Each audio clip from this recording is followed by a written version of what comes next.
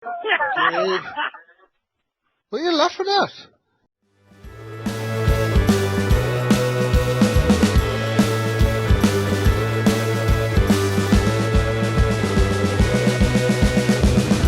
Good evening, everybody, and welcome to episode 8 of Length Doesn't Matter. Evening. Evening, Foxy. Good evening, Rushy. Hello, Johnny. Okay, so, like I say, 8th episode already. We've got a very, very, very special guest joining us tonight. Very topical as well, I think, given the week that the England test team had over in India. First of all, Rushy, how's it going, mate? How's the backside? I'm all right, mate. I'm not as stiff and sore as I thought I would be. Obviously, the bum is a little bit tender. Sat on that bike, I think it was just over 7.5 hours in total cycling time. What are you doing? So, Wednesday and Thursday, me and Matthew Potts from Durham, we did basically a virtual coast-to-coast cycle on our static bikes at home. Right. So I think the total over 2 days was about 134 miles. And the first ride, so there's an app called Zwift that you can connect with your Bluetooth onto your sort of your spinning bikes and things like that. So it recognises when you're going up hills and all that kind of stuff. So you get the same effects as riding outside. And that first day we chose a route that was incredibly difficult. I was telling Johnny just before. You must be doing this for a reason. I did it for charity. Which for the one? Soul and Connor Forster Family Cancer Trust. Oh yeah, I know that. Obviously, you know Mark, don't you? Box? Yeah, he's based in Spennymoor. Yeah. I see quite a lot of him. I mean, the last time I spoke to him, he basically did this out of nothing, and he just helps families who need things. Yeah. And he's incredible. He just raises money. I mean, if you need a mobility scooter for your grandma, he'll get you one. And he's a genuine, honest bloke who does fantastic things. Yeah. I take my hat off to it. He's a good one. Yeah, he's brilliant. I mean, just quickly touch on some of the stuff he does for the trust, because obviously lots of people will have seen the name and they don't quite understand what he does. Plus, they're not a massive organisation. I think they're supporting, at the minute I spoke to him, I think they're supporting just over 270 families. But like you say, it's the day-to-day stuff where they help out. So things like going around and cutting someone's garden, doing the lawns, making sure the boilers are working, getting hot water, all that kind of stuff. It's the stuff that you don't really think about. But the sort of the attention to detail that Mark pays to these families is, like you say, he's such an incredible bloke, and he takes a lot of it on himself. Do you know what he pays himself? Minimum wage. Minimum wage. He raises thousands and thousands and thousands for all these families, and he pays himself minimum wage. He's just a fantastic bloke, really. And what I'd also say about Mark, because I know Mark a bit, I've known Mark for 4 or 5 years probably. Mark is possibly one of the most infectious not a good time to infectious. Great time to say infectious. But I guess his personality is really infectious. He's so passionate about what he does. He's so you buy into Mark and Rusty and all. We'll put the link and stuff on the socials and things like that if people do want to donate, because you're right, the work he does in the North East is absolutely unbelievable. It really is.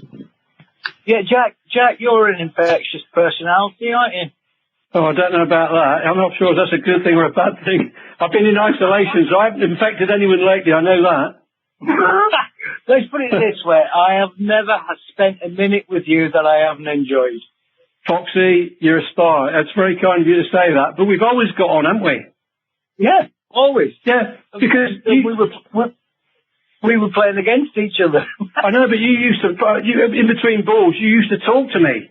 You know, you used to say, Jack, how you doing? You know, but you used to bum me up, especially in the early days, because you used to keep saying to me, keep doing what you're doing, they'll pick you. Keep doing what you're doing, and they will pick you. And eventually they did. And even so, we always used to just chat between deliveries. I mean, how you kept concentration, I'll never know, but it was great fun. Yeah, but I always had that. I still have an ability to switch on, switch off. But yeah. I'll have to tell the guys this one particular story. We were playing in Bristol. Courtney Walsh was bowling from one end, and David Lawrence, excellently known as, bowling from the other. And Sid Lawrence's first over to me, I'm thinking he's just bowling military medium, and I'm thinking he's going to sling a quick one in soon, and he didn't. So I played a complete over, thinking when's it going to come, and it didn't. The next over I faced off David, you walked down the wicket and you stood behind the stumps. And I said, what are you doing, Jack? He said, I'm going to stand up. I said, you what? He said, he's bowling shot. I'm going to stand up. So that meant I had to alter my guard and go back into the crease. And you guys, Jack, did go, come on, Sid, let him have it, Sid, come on. And I'm thinking, what's going on here? So anyway, Sid didn't like the fact that you were standing up. And first ball he bowled was about 5 yards quicker than the previous over. It was a bouncer. It went over my head. You took it, whipped the balls off and said, yeah, that's better, Sid. Come on, keep going. and I turned around to you, and it was slightly down the leg side. I turned around to you and said, I have no idea how you've done that. I have no idea how you've managed to catch that ball and take the stumps off. And in that over, he bowled me 3 bounces, 2 of which were definitely down the leg side. You took them all, you whipped the bails off, threw them back to Sid, and at the end of the over, you just said, well bowled. And I'm thinking, I have no idea what's just gone on here. That's the most incredible wicket-keeping I've ever batted against. Now, the following over that Sid was bowling at me, you walking down the wicket, and I just said to you, are you standing up again, Jack? And you said, no, it's worked. And you went back to standing back. And I thought, that's a number of things. One, it's very clever.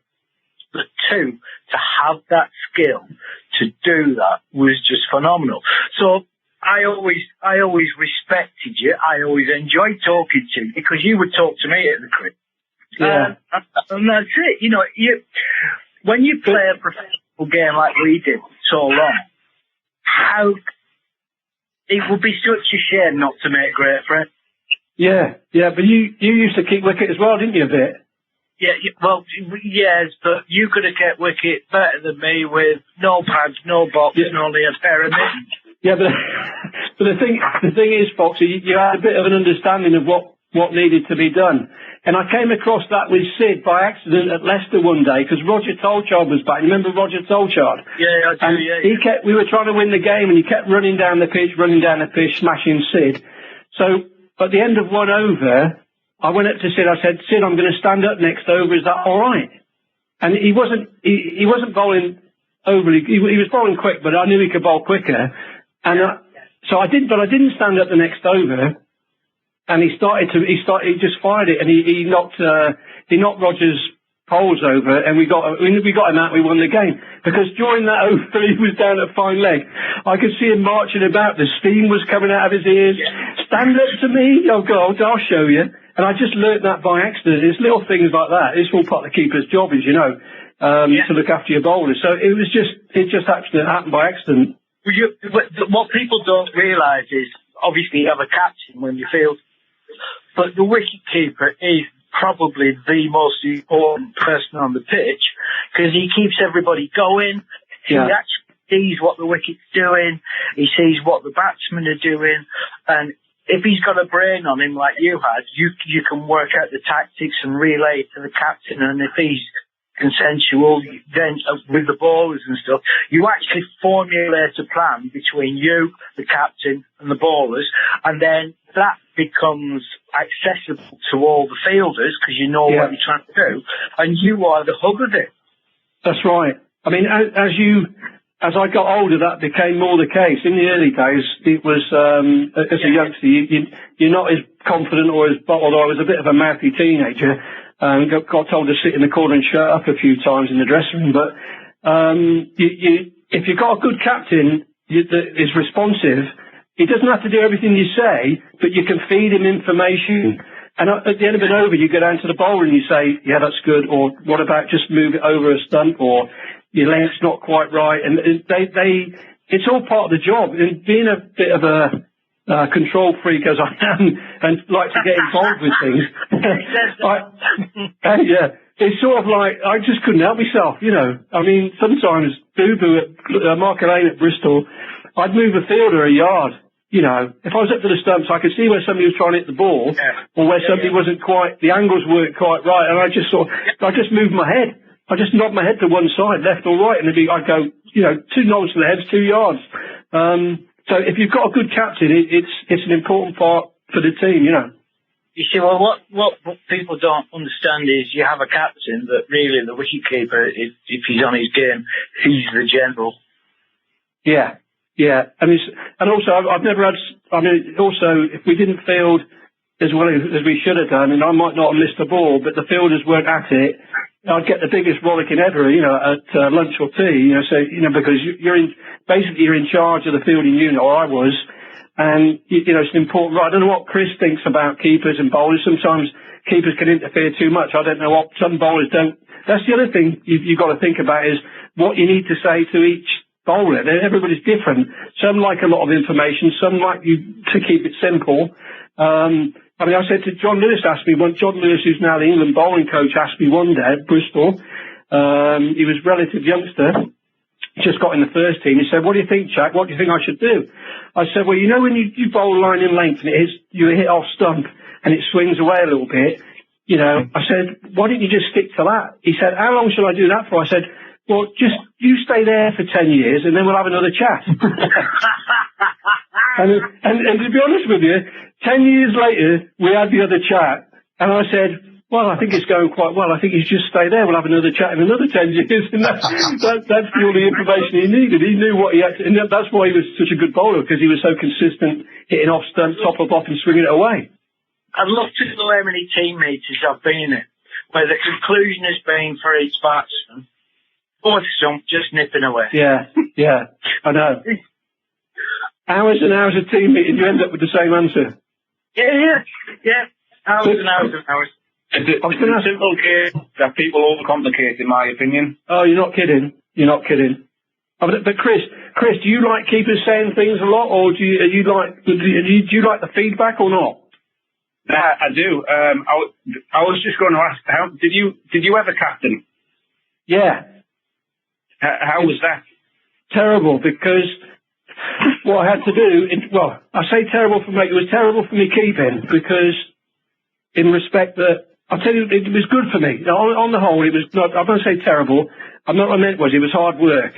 And it took me out of my comfort zone, because all of a sudden, you know, for the first probably, how old was I? Would have been, I can't remember what age I was now, but for the first 5 or 10 years, all I had to do was catch the ball and score runs. I just focus on that. Get my game in order and make sure I was doing my job properly. When you're captain, suddenly you've got 10 other people to worry about, and it's like a juggler with 10 balls, and you've got to keep them all up.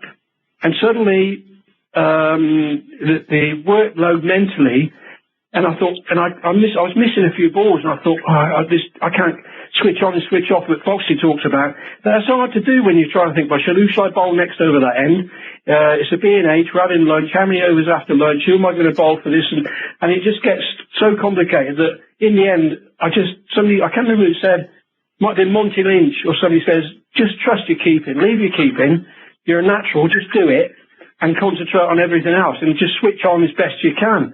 And then I relaxed a bit then in terms of, right, I won't worry so much about myself, I'll make sure everybody else is all right and we get the tactics right.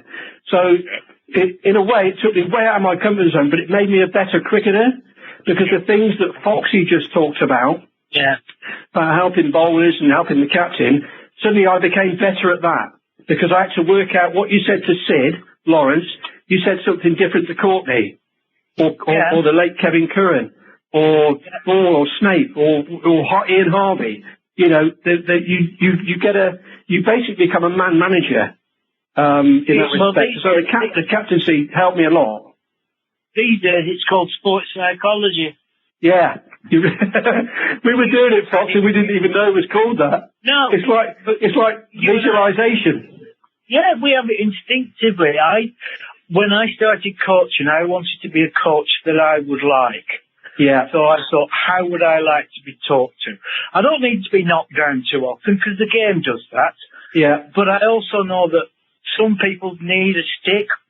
Not many at all, but most people need a carrot. But there are different sorts of carrots. So basically you have to talk to everybody individually. You have to understand them all. And a lot of that you can get from how they interact in the dressing room. Yeah. Yeah. And do you not think that Fox is also, and Chris will be the same as well, we all need to be told we're good. Do you know what I mean? We all need to actually be told. Yeah. We're actually, because sometimes we forget that, especially in a dark place and things get difficult, you actually forget how good you are or were, and you need to just go back to that. Yeah, I never needed telling I'd played a good innings. Yeah. I needed people to sort of pick me up when I was struggling. Yeah. Do you remember Brian Davison at Leicester? Yeah, Christ, yeah. Davo. You don't argue with Davo, but he came to Gloucester for a couple of years at the end of his career, and he was stood at slip one day, and he said to me, his exact words were, when they nick it, opposition batsmen, they just walk off. I said, what are you talking about? He says, well, they know you're going to catch it. Yeah. And that was I thought, do they? You know, and nobody's ever said anything like that to me before. Because I grew up in an era where it was a bit like the football, where you just sit in the corner, shut up and say nothing.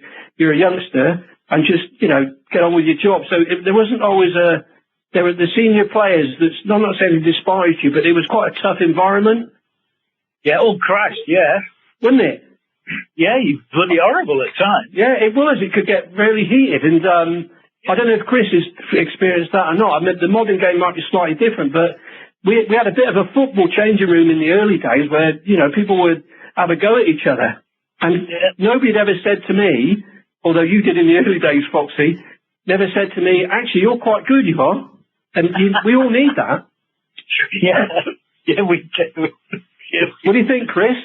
No, I agree totally. I think just listening to that, I reckon now it's so much different. I'm not, how do I say this without, I don't want to cause offence to anyone. I just think people are very easily offended now. Yeah. So when you try and have these open, honest conversations in a changing room after a game, you know, Durham, what was it, not last year, we didn't win a 40 game last year, but in 2019 we lost the first four, heads were down, and everyone was just frightened to speak because no one wanted to upset or offend anyone. Whereas I think sometimes you did right in saying you need that sort of positive reinforcement, and you need someone to say, look, you are good, you know, you've done this, you've achieved this. But at the same time, you need to be honest enough with your teammates to say, look, mate, that wasn't good enough. The last 3 weeks, you're not really pulling your weight. But I'm not sure how much that happens these days because people get offended too quickly over the wrong things. I got my maiden 100 in my second ever championship match. 2 weeks later, we were rained off at Stourport. Why we were playing there, I don't know. and I remember going out for a drink in Frank Hayes, and David Lloyd absolutely tore a strip off me to such an extent that I went outside, stood underneath an overhanging roof, and cried my eyes out. Yeah. Because he had such a go at me. I said, but I've just got 100. He said, that was 3 weeks ago. What have you done since? You've done fuck all. You can't carry on like this. This is the game where you have to contribute. And I remember thinking, Jesus, that's brutal. But because of how I was and how I am, I thought about it and thought, well, you can't make a career out of failure, although cricket's based on failure. You've got to do something. Yeah. I mean, Barry Wood told Paul Allott in the early days, in about 1978, 79, Barry Wood told Paul Allott, you will never make a bowler as long as you have a hole up your arse. Now, that's fairly harsh criticism from an ex-England player. But to his credit, he went to New Zealand, he got his wrist behind the ball, and he became a great English conditions bowler. But the dressing room was brutal. And I hear stories now about, they're bullying me. No, it's not bullying, it's part of the culture, because a career's 10 years. If you don't improve, if you keep getting things wrong, your career's gone. So it's harsh. And I also understand that most people who complain about bullying are the ones who don't make it. Yeah. The thing that reminds me, Foxy, when I was in my probably first year, and I was a gobby teenager, I've got to admit it, that really, I just thought, I thought I knew it all.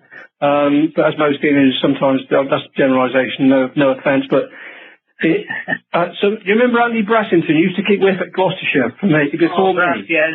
Top man, Brass. Everyone loves Brass. He's a top man. And one of his big mates, when I got in the team and he got dropped, one or two of his teammates didn't, because they were mates with him, they sort of, I've got to say this, I won't say who it was, but one of them said to me at the bar one night, when I used to go in the bar in the early days, from his sins, he said, you'll never be good enough to lace Andy Brassington's boots. Right, that's my teammate, right? So I'm thinking, okay, right. Now, in some ways, in fact, in a lot of ways, I'm glad that was said to me, because what it did for me was, right, I'll show you. Right, I'm going to show you now. Actually, I'm not just going to get a regular place in this team. I'm going to go on and play for England. I will show you. And I had that statement ringing in my ears for years and years and years, probably to the end of my career, just to keep me motivated and keep me going. Now, I'm not advocating that's good coaching or good man management, but luckily for me, it worked out. And I think the biggest thing in a dressing room, and Chris talks about it, where it's not easy to say what you think, but if you've got the right environment and the captain encourages it, and he sets it up that, look, don't get offended. It's not, nobody's having a go at you, but you need to pull your socks up, or we need to do this, or we're not doing this, we've got to do it better. And I was lucky enough to play, especially at the end of my career at Gloucester. We won a few trophies at the end. And the biggest thing about that changing room, one of the biggest things were, we didn't all get on. I'll tell you now, we did not all get on. We weren't all the same. We were all a lot of different people. And I could run you a list of how different everybody was, but we had respect. So we had respect for each other. We had respect that so-and-so was good at something, but not quite so good at something else. You know, one or two weren't going to run a marathon for you, but they'll bowl their 10 overs for 25. And even though we were mad on fitness, that was not accepted, but it was just understood. And and we were very good at understanding who could do what and who was best at what, and their best points and their not so good points. And so when somebody said something to someone, that was taken into account, but it was also said, look, Smudge, Mike Smith, you need to save a single at mid-on. You're the only bloke in the team giving away a single. You know, you need to save a single. Or if you're down at fine leg, you've got to save two. You've got to have to sort it out. And it wasn't having a go at him. It just wanted to make the team better. What people don't understand is there's a difference between the personal insult and professional criticism. Yeah. So I like you as a bloke, or I don't like you as a bloke, but between 9:30 in the morning when we get there until 7 o'clock at night when we leave, we have to find a way of working together. Yeah. I don't want to go for a drink with you at night.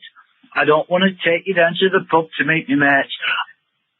I don't really like you, and I know you don't like me, but we need to find a professional way around this. I mean, Dean Mendes was a typical one. I found him an incredibly difficult person to get on with. Didn't agree with any of his values, all the rest of it. But I opened the batting with him, and we were successful because we had a professional relationship from when we got to the ground to when we left. Yeah, and that's critical. Sorry, in those situations, Foxy, if you don't get on with someone, is that clear? Does everyone else in the changing room know that these two blokes, they don't get on, but when it's game day, they get on with their jobs? Is that like an open thing? Yeah, of course it was. I mean, I played in the Benson Edges matches at Warwickshire, and I got out in something like the 14th over for 6. Right? And all the lads got a go at me. What the hell were you doing? When they worked it out, I'd only faced 9 balls. Because Mendo used to pinch the strike. And I had a word with the manager, and he said, you two have to sort it out. So I actually said to Mendo, a bit later in the season, playing the first class game, I sat down with him, and I said, look, we need to share this about. We need to alternate strike. And I said, so how do you approach things? He said, off the first 4 balls, I looked to score big runs, 4s.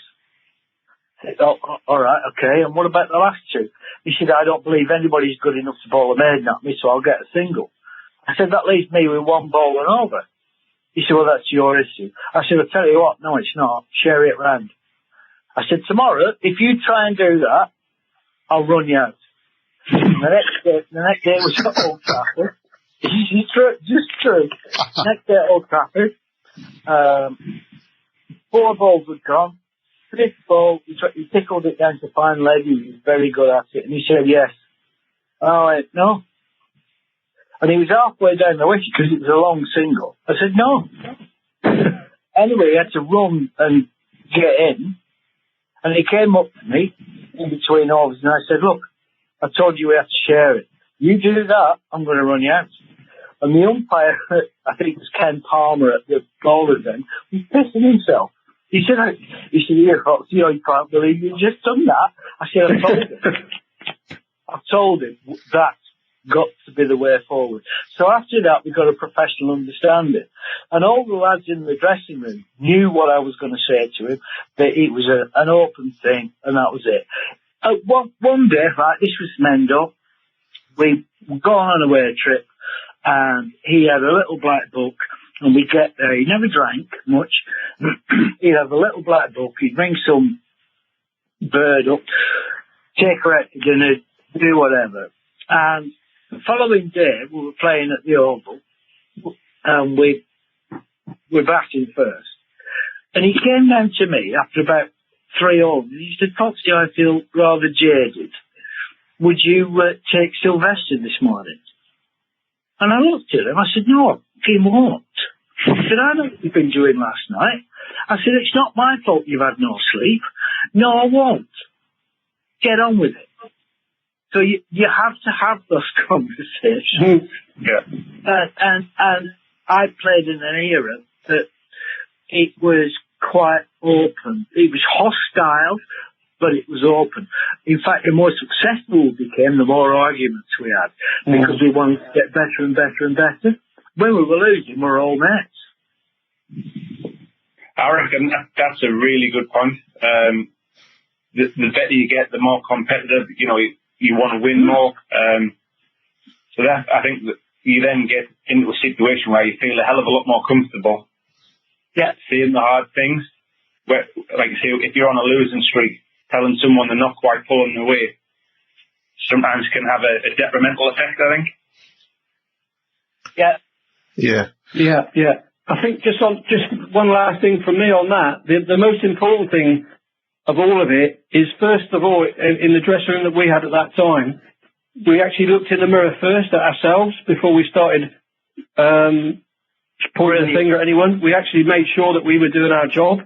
And if we weren't, then we did that above all anything else, because we were letting the team down. So it's easy. I've been in dressing rooms where everybody blames everything else, and they won't accept that it's probably them as well. And that's not a healthy dressing room. So you've got to get a balance there. That looking in the mirror thing and being honest with yourself. If you can have that in the change room, that's a big thing. Yeah, I mean, things like, I hold my hands up today, I played a shit shot, Yeah. I got out 15, and I know that I let you down, but there are other things I'd like to comment on through the day. Yeah. And I hold my hands up. I made a mess of it today, but just have a think about what I'm going to say as well. And if you've got that in a changing room, then you actually build a cohesiveness. Correct. I've won, we've won semi-finals, and I've heard lads sit there and go, sorry lads, I didn't get that right today. The end result was we won, but I love the fact that they accepted the responsibility that they had themselves done their part. Yeah. Good shot. That's good shot. Jack. Yeah. Jack. Are you still there, Snurt? Yeah, I'm just here. I can just about hear you. All right. What are you painting at the moment? Well, it's taken me quite a while, but I've just finished painting the World Cup final. I know it was a couple of years ago, but I did the Ashes as well. So the last year and a half, I've been painting the Ashes series and the World Cup. They're quite big pictures. They're sort of like 5 foot by 3, and there's a lot of detail in them. So I've been doing that the last year or two, since lockdown, really. I've just been beavering away in the studio most of the time working on those. So it's only in the last few months that I've managed to move on to other things and get out a little bit. And because technically I'm not breaking the law if I go out and paint a picture, because that's my job, that's my work. So I won't get arrested, he says, fingers crossed. And get shoved into jail. But I've been basically working on that, and with the snow that we've had recently as well, it's been nice to do something different. So I'm doing a few more landscapes at the moment, as well as the other cricket stuff in between. But the lockdown, in some ways, because people haven't been able to get hold of me, or there's been less people trying to get hold of me, that I've sort of been able to focus and get a lot of work done. So I touch wood, I've been really lucky in that. So painting is just... Go on, Fox. Do you regulate your working day? Well, I'll be honest with you, at the moment, I'm painting 7 days a week, because when I get up in the morning, all I want to do is paint. The other thing is I haven't got any other skills anyway, so it's the only thing I can do. But I do that every day, and if I go a day without it, if I'm dealing with admin with the gallery or something, or something else crops up, or I've got to go and see the grandkid or something when we were allowed to go out, or other things in your life that take up that time, I get a bit itchy. If I go a day without painting, I feel like it's a day wasted. You still painting with a brush that's only got one bristle?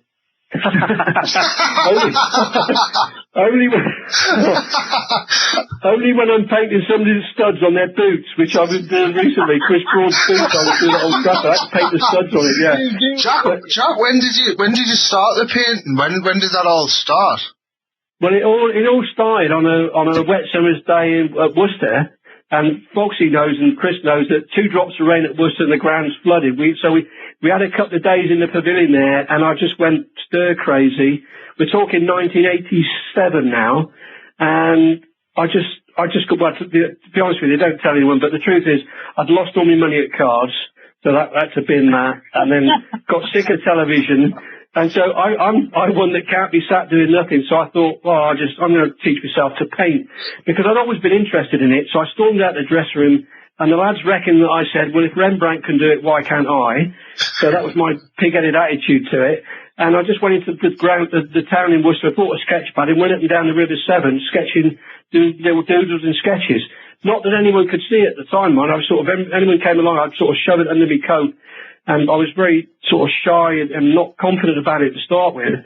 And then it just grew from there. And what the biggest thing that happened was, well, I drew and sketched for most of that season, 87. And I was picked to go to Pakistan with England in the winter of 87, my first tour with England. It was a Shaq all-round and Mike Gattin finger-wagging tour. Do you remember that, Fox? I do indeed. Yeah, Chris would be too young probably, and Johnny, you're probably too young, but I only played a couple of days cricket in 8 weeks, so I did loads of sketching in between. There's not a lot to do over there. I loved it. No, I loved every minute, and I came back and had an exhibition in Bristol of 40 sketches in the summer, and they sold out in 2 days. And that was the start of all of it. And my whole career, we were up to over 30 years ago now, so I've been going over 30 years as a result of that first exhibition. Can you remember the first piece of art you actually made money from? I can remember the first piece of art. Yeah, I can. I've got it written down. So I can remember the first piece of art I did by the River Severn. It was a man under a tree reading his newspaper, and I was about 100 yards away because I didn't want anyone to see what I was doing. And it's about 2 inches square, and as my prized possessions go, it's almost level with the hat. Is one of my most sacred possessions is that little first sketch. And then I went to a Bristol Cricket Lovers Society meeting in the winter, that winter of 87, 88, after I'd been to Pakistan to do a talk on my trip to Pakistan, and we had put some of the pictures up, and I sold a couple of pictures that night to Gloucester supporters. So those are the early ones I can remember. Then at the exhibition, there were 40, and a lot of them were Pakistan, and a lot around Bristol, Crank Grounds and places, and so they all went out in the first exhibition. So I'm very lucky that people want to put my art on their walls. I'm very lucky that happens for me, really, because it allows me to paint even more. Yeah. Jack, question I would say you're more talented than lucky, to be honest, Jack, because something like that's not luck, that's pure skill and talent. Well, you're very kind, but I tell you what, it's a bit like cricket, you've got to work at it. It doesn't, you've got to put the hours in, you've got to put your preparation, you've got to put the time into it, and much to my wife's annoyance now that she basically doesn't see me all day because I'm in the studio or I'm out painting. So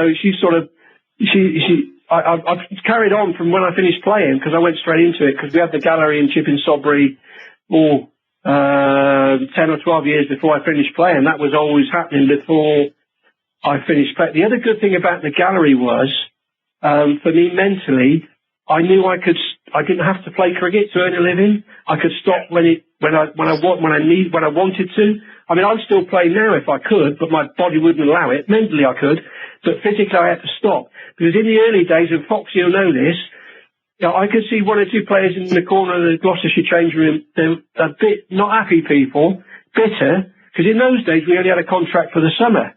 In the winter you had to get yourself a different job or sign on the dole, which I did a few times. I thought there's no way in my life I am going to be bitter and sat in that corner. If I don't want to play cricket anymore, I'm going to want to be able to stop. Yeah. Can I just pick you up on one thing when you said you have to work at it? Yeah. What I mean is, does that mean you've got a garage full of shit paintings? But it meant Well, what if I didn't chuck them on the bonfire? When I first started, it's a good point, Foxy. When I first started, you make me laugh. I'm going to check my garage now, see what's out there. Foxy's on his way down in the road. yeah, one or two a bit abstract. I might suddenly go abstract, you know.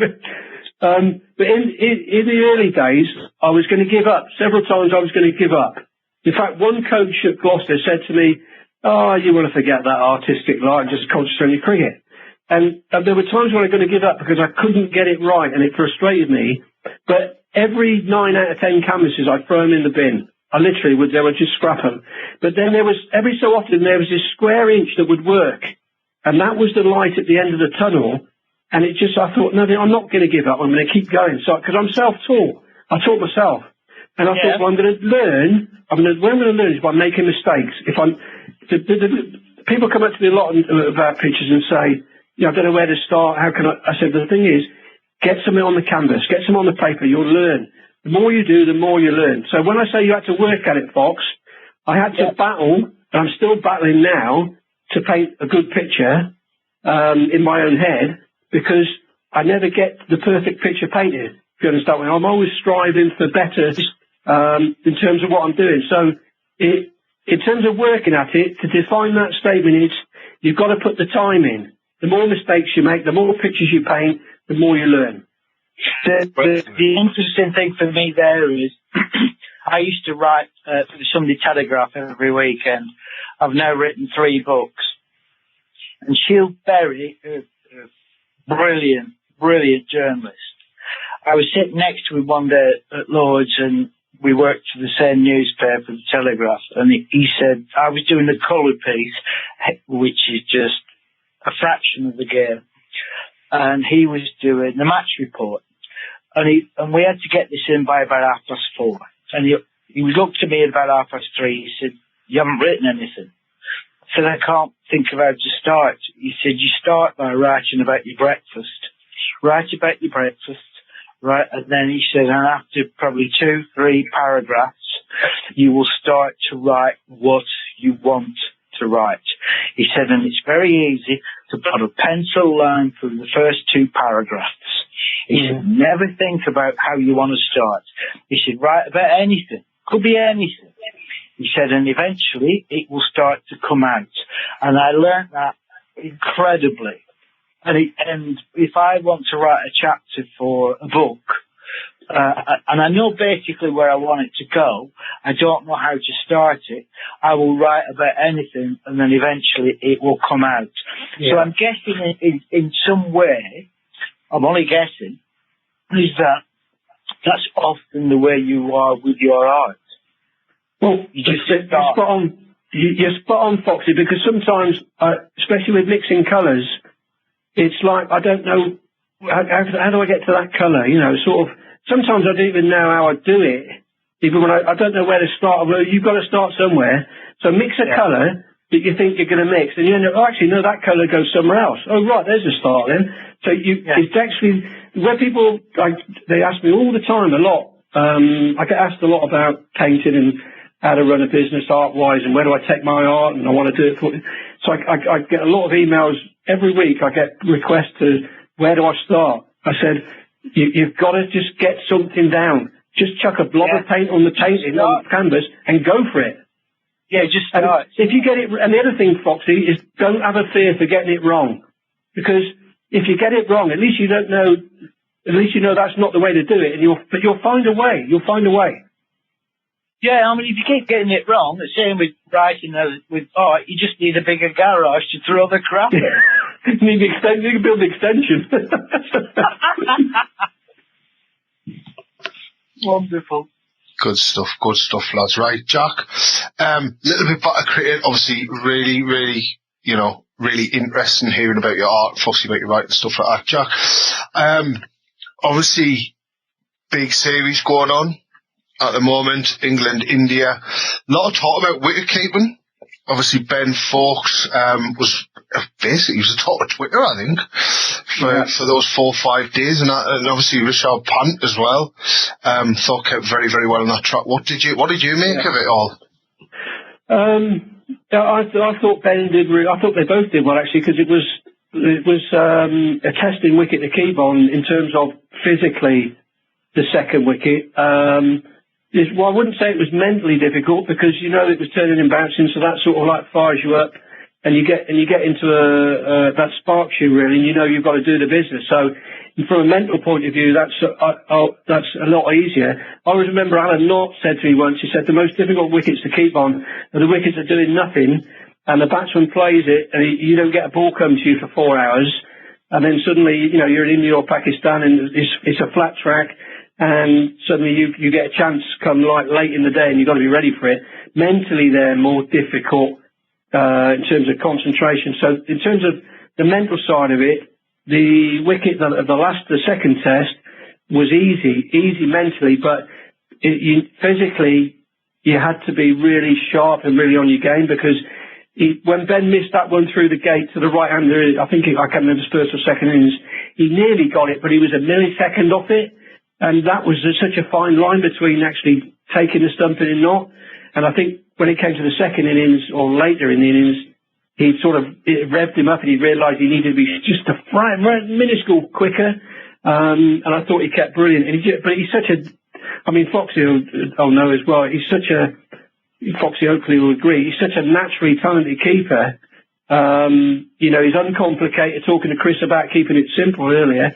I did speak to him about his keeping. He does work a lot with Alex Stewart at Surrey on it, obviously. But basically, when the ball's coming down, because I said to him, what do you think about when the ball's coming down? He says, I just focus on the ball, everything else disappears, and I just try and get the ball, and that sort of like simplifies everything. because technically he's slightly tall, which is for stood back is great, gives you a bigger reach, but you'll see his legs are splayed a little bit, stood up, but that's fine, because we all do it differently, and the bottom line is he takes the ball, and you've got to take the difficult ball, so he's a naturally gifted, probably the most naturally gifted keeper in the world at the moment. I don't see anybody else at quite at his level. You're talking about Fox? So, talking about, sorry? Who are you saying is the most naturally gifted? Ben Folks. Yeah, that's what I said. You're talking about Folks. Yeah, Folks, sorry, yeah. So it's great to see him in the team. And I thought both keepers did really well. I was a bit disappointed with the standard of the wicket. I didn't think it was terrible, wasn't it? And that's not having a go. I think India played brilliant on it, by the way, don't get me wrong. India were the better team by a mile, and they deserved to win. And the reason I said something on Twitter about the standard of the wicket, I wasn't having a go at the fact India won the game. It was the fact that it became too much of a lottery, but they did their skills better than us. It was not a test wicket. I don't think so. Right, so Butler, Bairstow, Folks, just pick the best wicket-keeper, not for the balance of the team, just the best wicket-keeper. Well, the best keeper, best natural keeper is Ben Folks. Yeah. But the other two are still good keepers. They're really good keepers. They do brilliant things. But I feel sorry for the other two a little bit, especially Josh, because he's had to learn his trade, Fox, at that level. You know, that's under that scrutiny. Blimey. It took me 2 years to learn to concentrate county cricket. 2 years before I'd worked out how to do it. That's the thing with Josh. I could have taught you how to switch on and off. Well, I should have spoke to you a bit more then. That's what I should have. I should have chatted you after the game more or something. Yeah, but the thing is, with the other two, a bit like Matt Pryor, who in the early days was inconsistent, but at the end he became the best in the world all round because he got his consistency sorted when he was about 30 odd. Yeah. The other two are really good keepers, but they will miss the odd one or two. But who didn't? We all miss them. I guess the next question. Go on, Foxy. That he wasn't. Sorry, go on. I guess the next question there, and Foxy, that's a great question, right? Around actually, out of the three, who's the best? But then I guess the next question there is, given the fact that I think Butler is obviously a superb batsman. Bairstow gets in the test side just on his batting alone, but out of the three, if you had to pick one out of the three to keep wicket and bat, who would it be? Are you asking me or Foxy? Anyone. You. Me? You're the guest, to be fair. What do I know about it? Well, the thing, I was brought up in an era, right, in the early days, so I'm a little bit, I don't want to use old-fashioned. I don't want to use any terms. I'm not going to use any terms. I'll just tell you what I'm thinking. I had it drummed into my head. You don't drop Viv Richards. You don't drop Brian Lara. You don't drop Gordon Greenwich. You don't drop Foxy Fowler either, right? You don't drop the big players and Pontins and Haydens and those sorts of guys because they're going to make you pay. And I still believe now. And I go back to a T20 game I saw at Lord's, God, it must be nearly 20 years ago, and James Foster was keeping wicket. He took 2 stumpings in a T20 game that changed the game. T20 we're talking, mind, 20 overs. So I coached him. Sorry? I coached him at Durham University. There you go. See, I'm of the school that the dismissals are very important, because I was brought up with that. And I understand about the runs, don't get me wrong, because it affected my career. I knew it was an important part of my career, and I had to get my runs sorted. And the thing is, Ben Folks can bat. Ben Folks can bat. It's not like he can't bat, he bats at 10 or 11. So why can't we play all three anyway? Well, that's a You know what I mean? Why can't we play all three? Because I would always play the best keeper. That doesn't mean Josh and Johnny can't do a really good job, because they do. They're good keepers. That was the next thing I was going to say, actually. I think there's a way you can get all three. Because Josh is that good of a batsman. Johnny Bairstow is that good of a batsman. And obviously Ben Fox is that good of a keeper. Yeah, I think the other thing is if you look at it without going into too much depth. Over the years, they've said, right, you're a batsman primarily, and you're going to keep wicket, and you're going to get better. Why don't they go down the route, Ben Folks, you're the best keeper, you're a top keeper, but we know you can bat, and your batting's going to get better. Why can't he reach the levels of Joss or Johnny to get him in the top six? He's got test hundreds as well. Yeah, the guy could. He's got his own style, but give the guy a chance to become a top six. Yeah. But the other great thing is, lads, and I'll tell you what I really love. Aren't we blessed at the minute? There's no arguing. There's no in terms of where's the next keeper coming from, because we've got that department, Fox. Is well loaded. Bringing the same team, yeah. Yeah, it's well loaded. And you've got. You and I were lucky to play in an era where there were world class wicket keepers in county cricket. Yeah. World class. Yeah. I mean, they were what? Let's say 18 or 17 counters. 18 counters, you would say at least half of them, maybe more, could play in the the other test nations around the world. They could get in as a keeper. Would you think? Yeah. Bob Taylor, Alan Knott. Yeah. You look at people like Carl Crichton, who's an unbelievable. Oh, brilliant. Yeah. Alex Stewart became a great keeper. Yeah. Warren Haig. Warren Haig, and how he caught the ball off Wazim Akram sometimes I have no idea. Yeah, brilliant. And there was Richard Blakey at Yorkshire. Steve Rhodesy? Yes, Steve Rhodes at Bumpy at Worcester. And you went round the counties and there were some incredible keepers. Yeah. And that was, we played in I would like to say that out of the keepers that I played against and played with, I think Bob Taylor was the neatest, but he wouldn't get his flannels dirty to take the catch. Yeah, but Bob, because people say to me, and we're going back to that era, who was the best, Knott or Taylor? Well, the thing is, Knotty was a genius, and on those wet wickets stood up to Underwood, and Knotty was on a different level mentally as well. There's very little between them, but I always said to people, you could copy Bob Taylor's technique because it was neat and simple and it was straightforward. And the other thing, Fox, you remember, this is before your time, Chris and Johnny, but he didn't wear webbing between his thumb and his forefinger. No, he didn't. He had no webbing, and that does take some precision, I tell you. There was no room for error at all there. Sorry? We were in Australia on tour, doing a fielding session. Norman Gifford's hitting catches. Bob Taylor is in the middle taking balls off the bowlers. Yeah. And I was the reserve keeper on the trip, right? Foxy, go and get a spare pair of gloves. I hadn't even got a pair, so I got a pair of Bob's.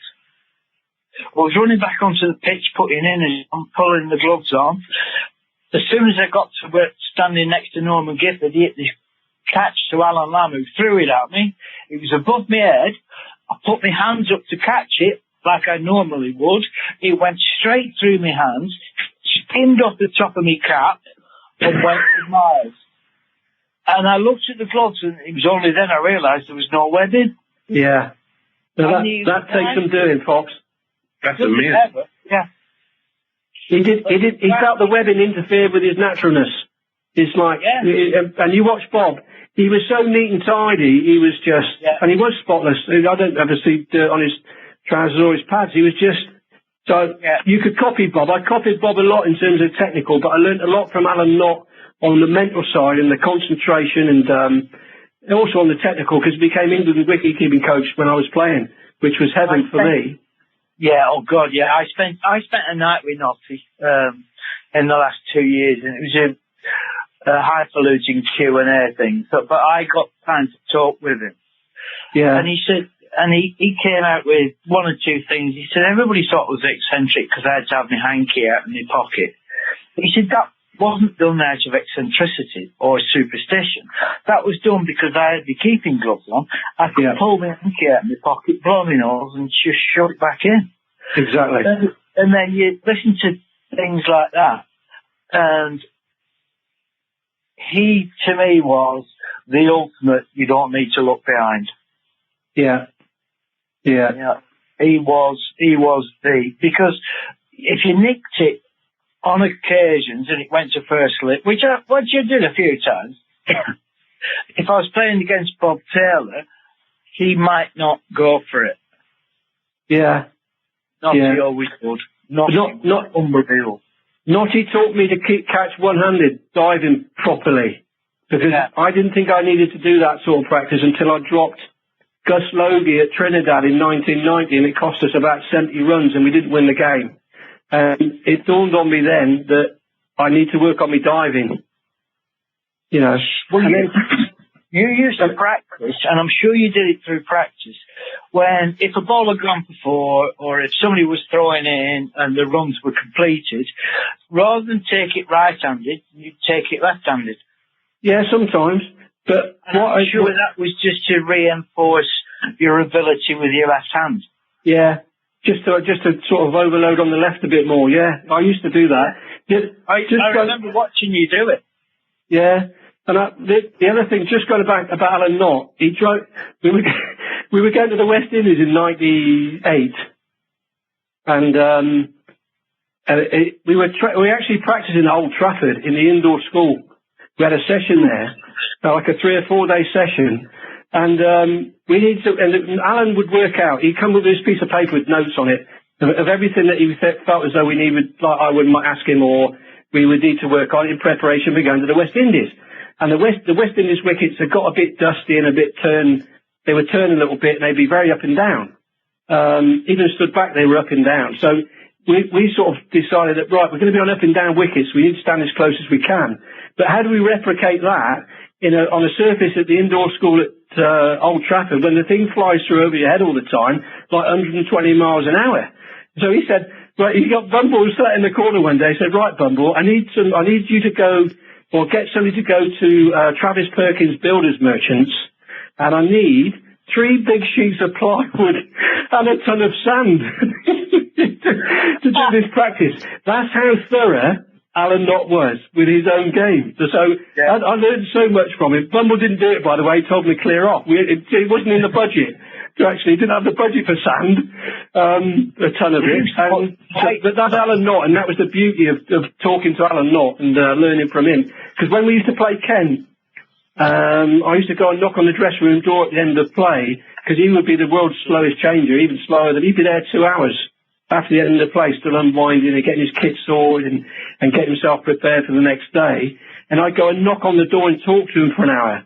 That was like talking to God for me, and talking to like the Oracle, like the Bible, like the almanac that was like got everything in it. And I would feed from it, because we didn't have keeping coaches in those days, Fox, did we? You had one coach generally.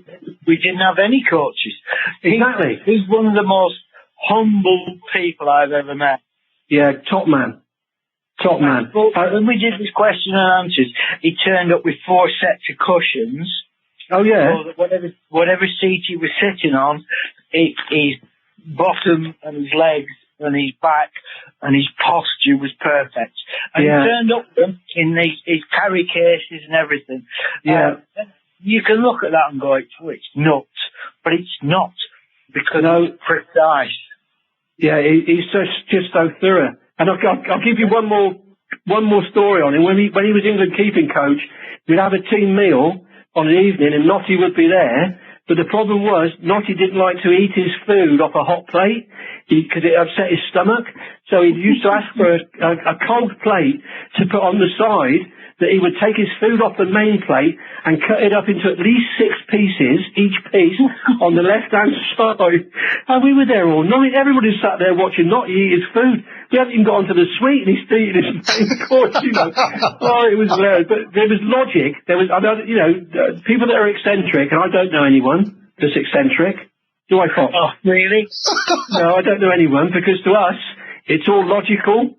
It all adds up and makes sense, so I deny any eccentricities. I just say they're all necessities. what I've always said is that there is nobody who's special who is normal. There you go. Absolutely. Well, I still include you in this. I'm going to jump in just while we're on the topic of keeping. We will come on to your batting and a few of your innings in a second, Jack. Actually, before I come on to your keeping, on Cricket Info, it says your bowling style is right arm off break, and you've bowled 56 deliveries in first class cricket. Is it right you started off as a bowler before keeping? I never kept wicket at school because I was captain, and I used to open the batting and bowl a bit, seamers. I didn't keep wicket at school because Pedro Jones in our year wanted to keep wicket, and he was the score hardener. So you couldn't get the gloves off him. And the thing is, he used to frighten teachers. So I wasn't going to ask him for the gloves, was I? At all. There was no chance of that happening. But I didn't want to keep wicket and captain. I kept wicket when I started going to play club cricket, and I got fed up at fine leg and third man, and I persuaded the coach to let me keep. That's how my keeping started on a Friday night at club cricket in my first year at secondary school. It started seriously at that point. But I have that's not quite right, my bowling technique, because I'm right arm very low, just about legal, off spin, undercutter. So I wouldn't call off spin is a bit of an exaggeration. I would say undercut. But I have got a first class wicket to my name. Yeah, stumped with my gloves by Marker Lane. So I went, and then after that point I retired. I got my wicket. I'm off. Who did you get out? I got Richie Richardson. Richie Richardson? Richie Richardson at Bristol. He was halfway down. They were trying to score quick runs for a declaration. Yeah. So I put myself onto bowl, and he missed. Well, I was right on very low. It ended up very wide on the offside, and he missed it. Well, if you're going to get one first class wicket, that's a good one to get. Well, I retired after that. That's me done. That's it. Brilliant. The other thing as well, Jack, obviously, before my time, as you mentioned earlier, but a couple of my really good mates followed your career quite a bit, and one of them just wants to know, what was the reason, I don't know if this is true, but what was the reason you changed your keeping technique halfway through your career? In terms of probably pointing to the offside, is that what they're talking about? I've stood back, quite possibly. Opening my hips out a bit, because basically my spine, my hips were twisted a little bit. So I just sort of, it was a bit more comfortable. But the other thing was, when you're talking percentages, most of the deliveries are on the offside. So most of your edges are on the offside. It made me quicker between myself and first slip, so I can push first slip a bit wider. It makes you slower for the leg side, but you have to sort of compensate and take that on the chin a little bit and say, right, well, actually my percentage, my bread and butter is over this side on the offside, so I need to be ready. And I've made myself a better keeper, diving and covering more ground. If that's the part of the technique they're talking about, that's probably the major thing that I did change. Yeah. That sounds good enough to me, but I think you're right. In any form, make sure you do the bread and butter first and the other stuff. Yeah. Nah, love it. Batting, Johnny, do you want to bring up Jack's batting? Yeah, because we speak loads about you. Obviously, we spoke loads about wicketkeeping tonight, but obviously having a look through your stats and stuff, and I guess 50 odd tests for England. You mentioned Alex Stewart, and I know in previous interviews and stuff, there was obviously times where sort of Stewie kept you out of the side because of his batting prowess. But I think in terms of your Test career, Jack, what was your finest innings? Do you think? Because I think there's a few to choose from, obviously. But what was the innings you were most proud of in an England in Test matches? I think if you're going to get 100 against the Australians, that's always special. And I did it at one of my favourite grounds, which is Old Trafford. So I'll always remember that standing ovation when I came off, even though we lost the Ashes on the same day, which was a bit of a downer, put a damper on it. But I think Foxy, actually, I didn't realise what I'd done until a few days later, I think Foxy was playing. You might have played at Jesmond in a World 11 Fox against an England 11 or something. I can't. We played in a game. I think we both played in the same game at Jesmond. The Callis brothers, yeah. And it didn't sink into me because I was so disappointed about losing the Ashes that I was so down at the end of that day. I think Ron Spriggo was at Lancashire was there. I kept him there till about 8 o'clock. I think he was glad to see the back. But I just sat in the corner, just so disappointed that we'd lost. And I didn't realise until 2 days later at Jesmond that when I got a standing ovation walking to the wicket, I thought, crikey, what's going on here? The hairs stood up on the back of my neck. So I realised then I'd done something special. That was important. I think batting with others, my captain at Johannesburg in '95, only because it was an act of sort of defiance, really, more than beauty. And to be fair, I only had to bat the one day. He batted the 2 days, so he did most of it. Because that's the one I remember. Sorry, that's the one I remember because obviously me and Rushy, we're mid-30s now, Rushy. I guess that was obviously towards the end of your test career, but that's the one I remember. That's the one that sticks out. That day you batted with Atherton was just superb. I think there are two things that I get asked about, two questions I get, more gets mentioned more than anything is, have you still got the hat, which I have, because I had that every single day of my first-class career, right from the very first day to the end, although it got rebuilt a few times and burnt on the odd occasion, but we won't go into that. I get the Atherton and my partnership with others at Johannesburg gets mentioned almost daily if I'm out and about. Somebody always mentions it to me somewhere, so that must have made a mark.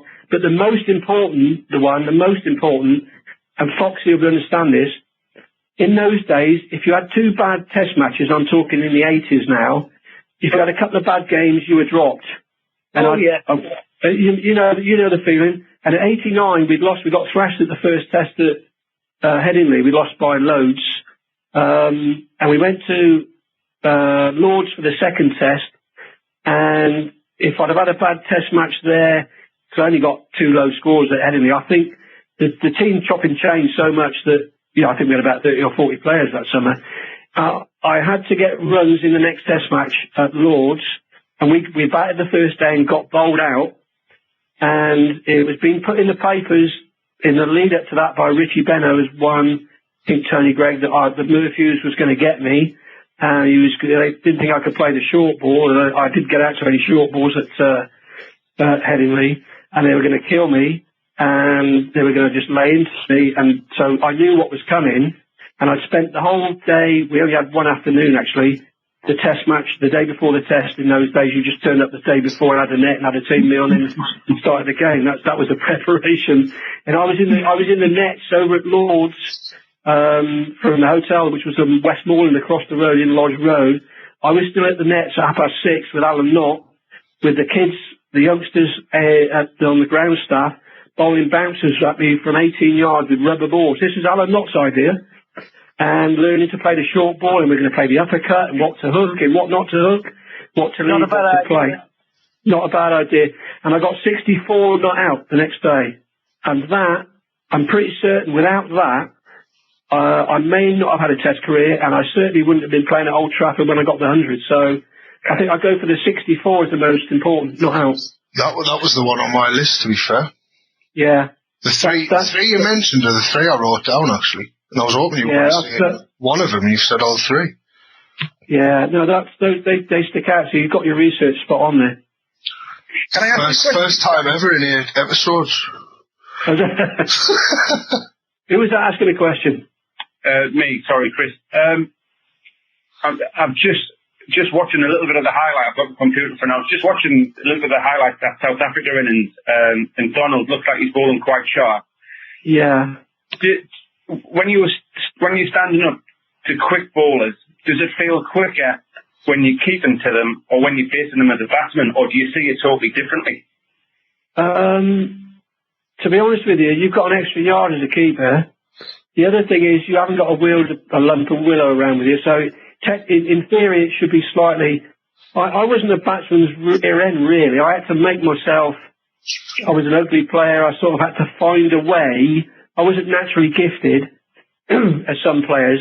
I had to find a way. I had to work out. I knew in the 80s that if I wanted to stay in the team, I had to score runs, and that progressed into the 90s and for the rest of my career. So I knew the runs were important, so I had to find a way. So I probably found the batting not as easy because I had to work a bit harder, and I was very, it wasn't so natural for me. So I had to just graft a bit more and fight a bit more and work a way out, and just, in a nutshell, I had to use what very few assets I had to try and make it count. Can I just tell the story? And we all, you and I know, Jack, and so does Rushy, that cricket is based on failure. We fail more times than we succeed. It's only when we succeed and we make the most of it that lifts our average up to become the people, the test player that you are. That's not what happens. Sorry.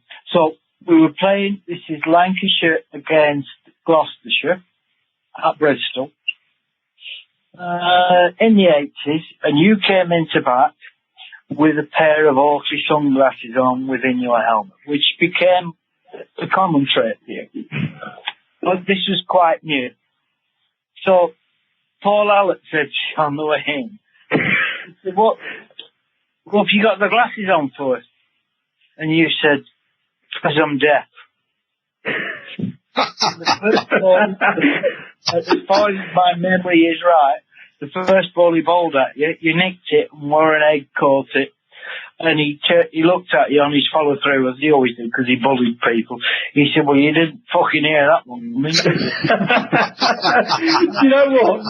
Walter Allett and I had so many run-ins, it was like, we laugh about it now, and I used to love doing Sky with him, because we used to joke about it, and he was great to work with, because he looked after me, but he another game at Bristol, I came out as night watchman, and it was too dark, really. I didn't have my glasses on then, and it was too dark. And I knew he was going to bounce me because I would wind him up. I used to wind him up when I was at the non-strikers end, let alone at the strikers end. And so I knew he was going to bounce me, and I thought, right, I've got a chance here. It's bad light. So he came in and bowled me a bouncer, and I deliberately headed it away, and sort of like you got knocked on the head first ball. And the ump said, oh, it's bad light, we walked off. Job done, isn't it? Job's done. Like, watchman's job done. Awesome. Right, I'm there for the next day's play.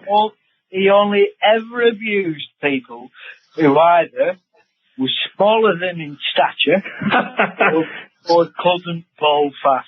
Yeah. Love him a bit. He was the ultimate bully. Fantastic. Right, Jack. We're getting very, very close to the end, right? So what we done, we went out on our social medias and we asked for questions for you, right? Yeah, no problem. Far away. Well, we've got 3 because I think we've covered the hat question, right? We all know the hat. Yeah. You know, you are the same hat all your career. You've told this story a million times, right? But 3, basically true or false, right? Go into it if you want, don't go into it, right? So just dead quick fire. In India, is it true that you ate steak and chips every day of the entire tour? 29 consecutive nights. No way. 29. It was burnt buffalo steak. It was black. It was looked like black pudding. And I had that every single night because I didn't want to get ill. So you say I didn't want to get ill, so I didn't lose my place in the team. The fact that nutritionally I was going to be struggling, I'd probably get scurvy or something, I don't know. It's got nothing to do with it. I just didn't want to be ill. That was the only food I could trust in the restaurant. Apart from that, go on. What was the first meal you had when you got home after that trip? It would have been beans. It would have been beans and baked beans or something. Definitely. Oh, you like your baked beans, don't you, Jack? Yeah, I do. I don't mind the bean. What's your bean of choice? My food? Well, what's your baked bean of choice? Oh, bean? Yeah. Are we allowed to advertise or not? Because there's only one. We don't care. Hi, are you a Heinz man? Oh yeah, and I know if it's not Heinz, and I don't like them done in the microwave because it makes the beans a bit harder. So I'd like them done in the pot, please. Like stirred 20,000 times properly. And my favourite meal is what I call, I used to call it a Gloucestershire hot pot, which basically is steak cooked in the oven for about an hour. So it's well done, but not overly done. So it's nice and like soft and chopped up with baked beans on top, smothered in HP brown sauce, slice of bread and butter, cup of tea. Oh, that sounds absolutely fantastic. There's nothing wrong with that in the world. I must admit, I've moved on from Heinz beans. I'm a Branston man now.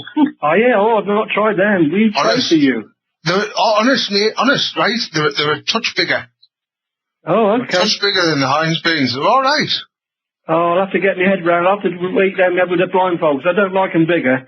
There was something flying around on Twitter last week. It was either early this week or last week, and it's the first time I've seen it. But someone posted Weetabix for breakfast with baked beans on top. Yeah, and for me, you would think that was heaven. I thought it was disgusting. I really did. Did you try it? No, not for me. I've only just started eating Weetabix again because I had it for 20 years every day for lunch, more or less. Soaked for 15 minutes. Now, that's not eccentric, Fox, is it? Soaking it for 15 minutes? No. I don't like it crunchy. That's just precise. I don't like it crunchy. I'll eat it in the microwave for 30 seconds. Oh, no. When I was a kid, Jack, we used to eat cereal in the morning and cereal just before we went to bed. Yeah. And if we ran out of milk, then my bedtime cereal choice was a Weetabix spread with thick butter. Well, there you go. Christ, Foxy. We're going to have to start a cookery program at this rate, the way we go. Right, come on, Johnny, move on. Next question. Yes. So, the next one. To make sure your cricket kit was nice and warm and dry, you installed a tumble dryer in the back of your car. True or false? That's almost true. What we used to do at Lillyshaw, when we used to do pre-tour training at Lillyshaw, we used to go up there, but we used to stay in the students' apartments at Lillyshaw College, which is the National Football Centre, was at one point. We used to train there. Gucci brought it in. We started to train there and get fit and be ready for tours because we had a nice big indoor school there. And so on an evening, there was nowhere to dry your kit. So I took much to Keith Fletcher's annoyance, who was coach, England manager at the time. He spotted me lifting a tumble dryer out of my car, the boot of my car, and taking it to my room, and I would dry my kit in there. Well, when all the other lads found out, my room suddenly became the laundry. So all the lads would bring their kit. So my tumble dryer was on the go all night. Hope the hotel didn't send you a bill. No, it was the Lillyshaw. It was like apartments. We got away with it, yeah. Right, last one. You used the same tea bag for all 5 days of the 5th Ashes test at the Oval in 1989. This cannot be true. And they reckon you used to drink 20 cups of tea a day over 5 days. That's 100 cups of tea out of the same tea bag. Yeah, that's because I don't like it too strong, you see. So does that answer the logic to it? I mean, I like it quite weak. So, I could make a tea bag last a week, no problem. If we were on the northwest frontier in Peshawar, North Pakistan, I could make a tea bag last a week, no problem. What do you do? Just dip it in and then straight back out again? Well, some people think I just wave it across the top of the water, but I did dip it in a little bit, yeah. Right, okay. Right. I'm not denying it, am I? I'm not denying it. You're not denying it, no, you're absolutely right.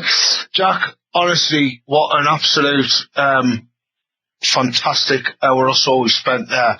Thank you so much. It really has. It's been very, very insightful. Absolutely loved the banter between yourself and Foxy. Absolutely fantastic. Thank you so much. It's been my absolute pleasure, lads. Anytime you like. I've enjoyed it. Chris, good luck. Johnny, good luck. And Foxy, I'll see you soon. Foxy, we're going painting. I hope so. I'll just have to contact you on Twitter, Warner. I'll give you a shout somewhere. Yeah, get hold of me. When you've had your jabs, give me a shout. I love you to bits, Jack. And you, mate.